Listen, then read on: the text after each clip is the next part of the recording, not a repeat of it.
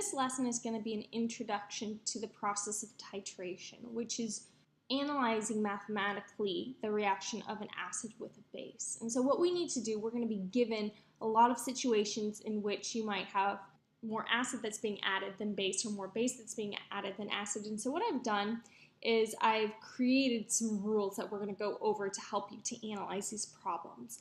The first thing that I want to introduce you to, though, is this formula called the Henderson-Hasselbalch equation. Now, this equation will be liquid gold, and the reason why it is so amazing is because it allows you to calculate the pH of a solution if you know the concentration of base and the concentration of acid that exist at equilibrium.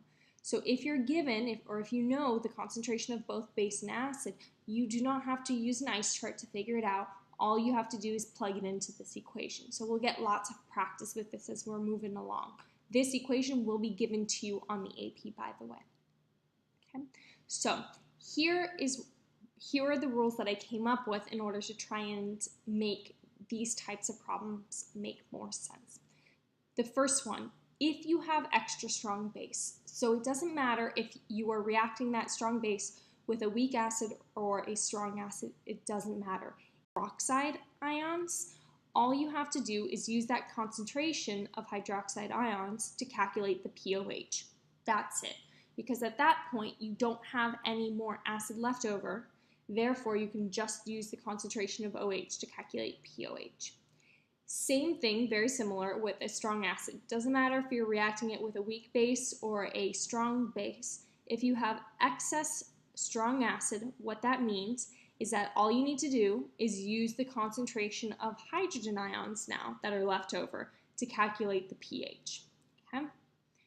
Now, if you have excess weak base, what you need to do is you need to figure out how much base is left over and how much conjugate acid is formed. Then, because you'll know the amount of base and the amount of conjugate acid, you can use your Henderson-Hasselbalch equation. And we'll get practice with this, I promise.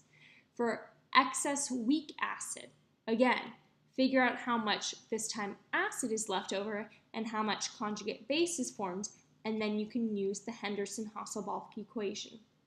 Finally, if you have the same amount of acid and base, well, if your acid and base are strong, you automatically know, if you have equal amounts of the two, that your pH will be 7.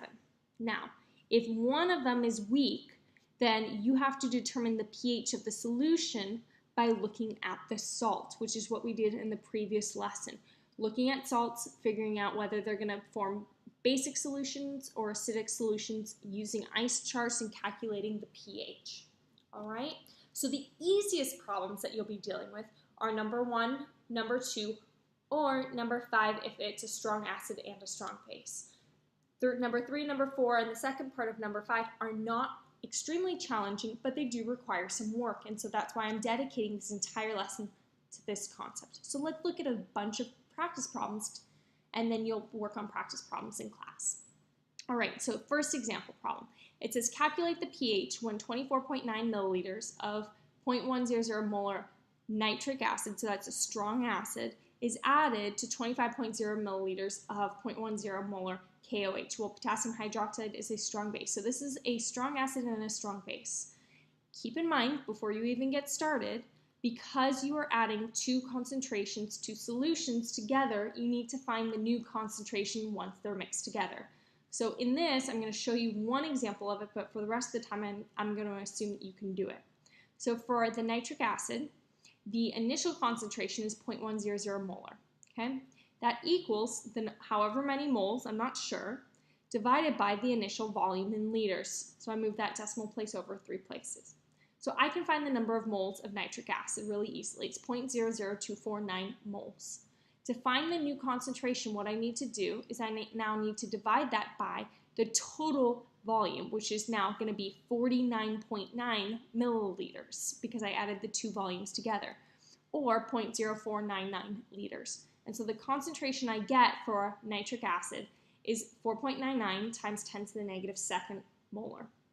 I'm going to do the same thing, but now for potassium hydroxide. So I'm going to take 0.100 molar of potassium hydroxide. I'm going to multiply that by 0.0250 liters, because that's its volume, and then divide that number of moles by the 0.0499 liters. And what I get for potassium hydroxide is 5.01 times 10 to the negative second. So here's the key part. What type do I have? What do I have excess of? Well, if you look here, I've got excess strong base. So all of the nitric acid is going to be used up, okay? And the only thing that's going to be left over is hydroxide. And so as a result, what I need to do, this is a number 1 example, okay? What I need to do is subtract, find the difference between their concentrations, and that is going to be the amount of excess hydroxide that's left over. So the amount of hydroxide that's left over is 2.0 times 10 to the negative 4th molar, okay? I don't have any acid left at all. And so what I can do is find the pOH by taking the negative log, and I find it to be 3.70. And then to find the pH, just do 14 minus that, and there's my answer. Okay, so that one's really not that bad. Let's look at another example. Here I'm given acetic acid and sodium hydroxide. So I've got a weak acid and a strong base. So again, the first thing I've got to do is to find the new concentrations once they're mixed together. So when you do that, it would be 0.150 molar for acetic acid times 0.035, and that gives you the number of moles, and then divide that by the total volume, which in this case is going to be 69.5 milliliters. Okay, so divide by 0.0695, and what I get for my concentration of acetic acid is 0.0755 molar. Make sure that you're able to do this calculation, guys, and if you're needing help, please come in. Okay. For the hydroxide, I get 0.0745. So now here's the analysis time. What is going on? Well, what's going on is that I have excess acetic acid. Okay? And so the type of problem that this is going to be a number 4. I've got excess of a weak acid. And so what I'm going to do is I'm going to analyze that weak acid. That weak acid is what is being left over. So here, I've got a number 4. So what I need to do is figure out how much of my weak acid is going to be left over from this reaction, and then how much of its conjugate base is going to be formed. So I need to actually write out this reaction. So I've got my acetic acid reacting with, well, a strong base in this case. So I'm going to just write the hydroxide ion, and it's going to produce acetate ion and water. Okay, I'm going to ice this really quickly. I know my concentration of acetic acid is 0.0755. My concentration of hydroxide is 0.0745. 0 for acetate, and I don't care about water. So the amount that the concentration is going to change by is 0.0745, because that's all the hydroxide that I have that can react. So I'm going to subtract 0.0745 here, subtract 0.0745 here, and then add 0.0745 here. And so what I end up getting is that concentration for my acid and that concentration for my conjugate base. And what I can now do is plug this into my Henderson-Hasselbalch equation to calculate my pH. So this is the equation.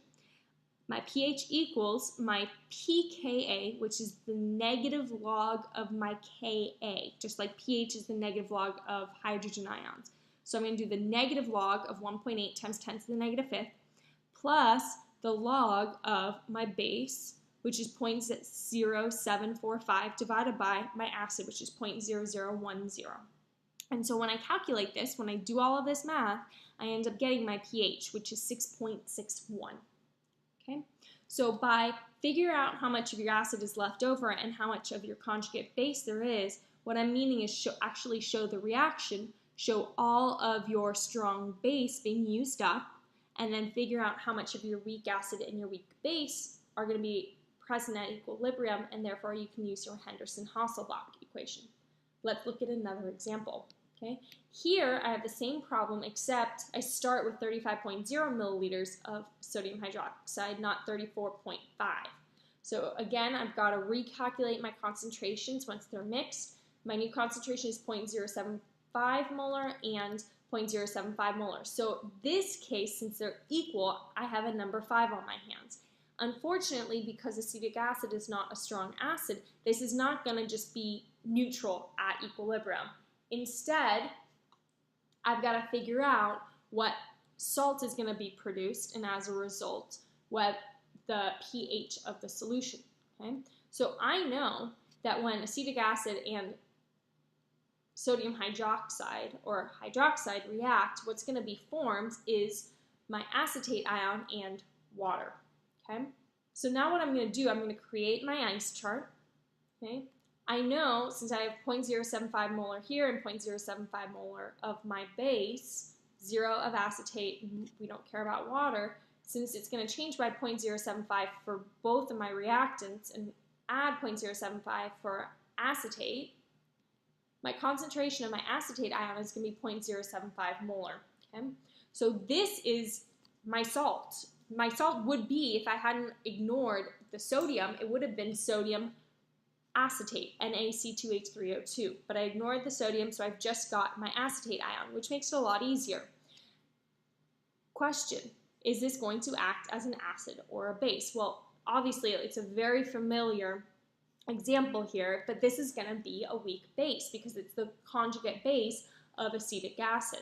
So acetate is going to react with water, because this is it acting like a base, to produce acetic acid and hydroxide. So what you're going to do now is plug in the 0.075 here. I'm ignoring the water. I don't start off with any acetic acid, and I don't start off with any hydroxide.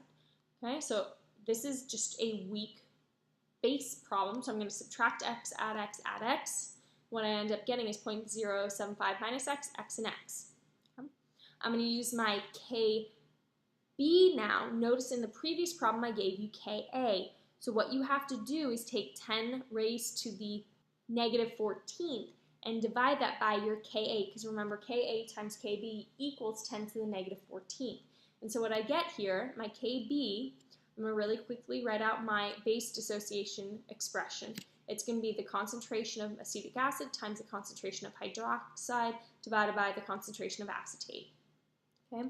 Now I'm going to take my Kb, which was 5.6 times 10 to the negative 10th, which I calculated.